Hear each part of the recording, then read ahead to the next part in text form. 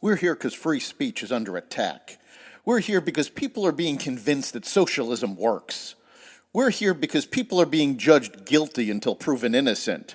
We are fighting back with facts. This is not a safe zone, so buckle up, Buttercup. This is the raw, naked truth.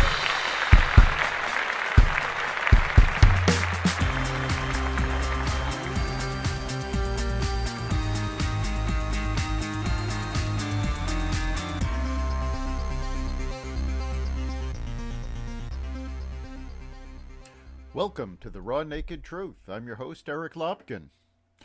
Big Brother is watching, and it's getting worse. People have voluntarily given up a great deal of privacy to firms like Google and Facebook. But in November, the Internal Revenue Service launched an online security system that uses face recognition to confirm a person's identity. Public attention to the project recently triggered an outcry. The ACLU called the project deeply troubling. Some IRS functions, like scheduling payments, require this first-time users to verify their identity with Virginia startup ID.me, which also works with 27 state employment agencies and the Veterans Administration. The process involves photographing a government-issue ID and uploading a video selfie so algorithms can match face and document. Now keep in mind that the same government who is implementing these security features are simultaneously trying to keep people from showing a photo ID in order to vote. Facial recognition programs have become more and more commonplace, and people tend to feed the data with things like 10-year challenges on Facebook, showing photos of them now and from 10 years ago, which help train these facial recognition programs. Now, the government doesn't just want to implement facial recognition in order to utilize government services. In a new proposal, Pete Buttigieg wants to blanket the country with cameras. Buttigieg's plan to, quote, promote speed safety cameras, unquote, is raising the troubling specter of ubiquitous automated traffic enforcement. They have a system like this in the UK, and UK citizens routinely rebel against it. It is incredibly unpopular. Buttigieg's 42-page road safety plan that was unveiled on Thursday and is backed by $14 billion in funding from the new infrastructure bill contained only brief mention of the speed camera plan. But it was enough to set alarm bells ringing for worried motorists. Money in the infrastructure bill is supposed to be used to fix the roads, bridges, and tunnels, not spy on those using them. Nonpartisan motorist advocate groups are also against the plan.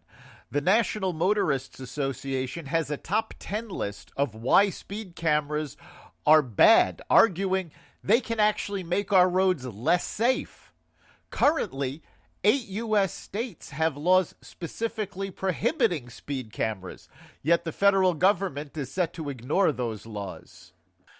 And now, checking in on what's going on with your money, we go to our Wallet Watch segment with Brian Williams of Northshire Consulting. Brian, welcome.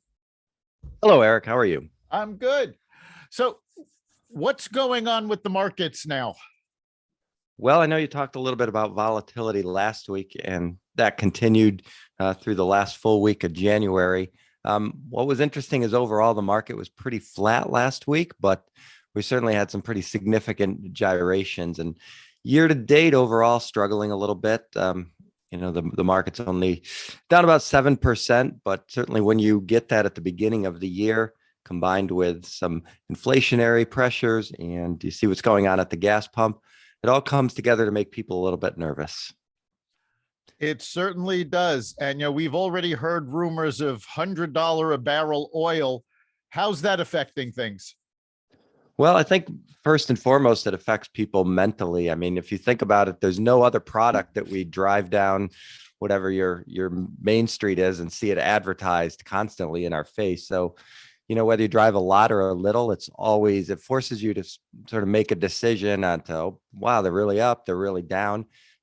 So it affects people, mentally. And then people who are back at work and on the road quite a bit, they feel it. They really feel it in if they have to fill up every week. And supply chain issues, we've had trying to catch up a little bit on that. And then you combine that with increased cost of trucking, it can make for a pretty expensive trip to the grocery store. It certainly does. And between gas prices and prices at the grocery store, that's what people see most often. The Biden administration has touted wage gains, but those wage gains are a full 2% below inflation. So that's really hurting people. Right, it is. And obviously those wage gains are across the board. They're not specific to people at the lower end or the higher end. So you've got people who are not getting that. And over the last year, where the markets have done really well over the last, going back to 08, they've done pretty well. So when people are paying a little bit more at the grocery store, at the gas pump, they can still feel a little bit better, maybe because their checking accounts are checking their 401k plans. They're looking at those statements and those are that much higher. But when you get that January statement and it's, 7 or 8% lower than that December 31st statement, now it's like, all right, what's going on here? So. Great. Thanks for joining us, Brian. And we will see you the next time you're on Wallet Watch. All right. Sounds good. Thanks, Eric.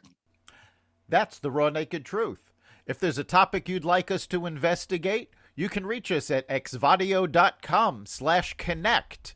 You can find every episode of Raw Naked Truth, as well as the rest of the XVadio podcast network, at xvadio.com/podcasts, as well as the Apple Podcasts app, Google Podcasts, Spotify, iHeartRadio, Stitcher, Amazon Music, Audible, and wherever you find podcasts. We'll see you next time.